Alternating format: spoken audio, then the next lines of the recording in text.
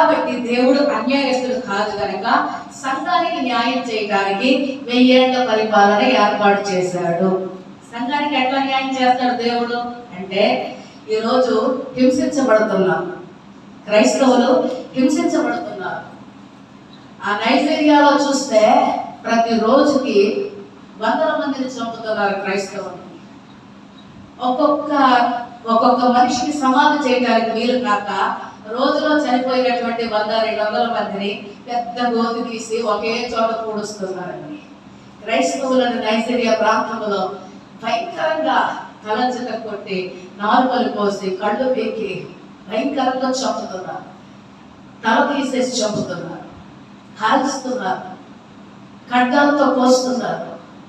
ఒక్క క్రైస్తవుడు కూడా లేకుండా ఉండాలని ఆ ప్రాంతం అంతా రోజుకి కొన్ని 100 మంది క్రైస్తవులను పట్టి చంపితే శవాలను గుట్టలుగా వేసి పూడుస్తూ ఆ శవాల మధ్య మోకాటేసి ప్రార్థనలు చేస్తున్నారు సేవకులు.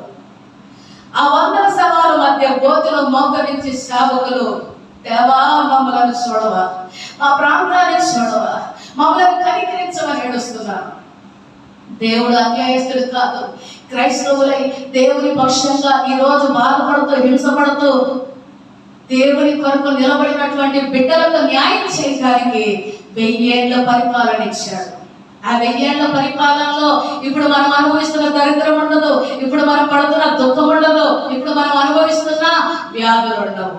1000 ఏళ్ల పరిపాలనలో ఆరోగ్యవంతులై ఐశ్వర్యవంతులై ఇప్పుడు చేసిన దానికి 100 ఫలం పొందుకొని 1000 ఏళ్ల పరిపాలన దేవుని సొత్తైన ప్రజలుగా రాజధానులు చేతబట్టి ఏలుబడి చేస్తుంటే ఆ బిడ్డల కళ్ళల్లో సంతోషం చూసి దేవుడు ఆనందిస్తాడట. అర్థమైన హల్లెలూయా. ఆయన అన్యాయస్తుడు కాదు కనుక 1000 ఏళ్ల పరిపాలన ఏర్పాటు చేశాడు తన బిడ్డలకు ఘనతనివ్వటానికి.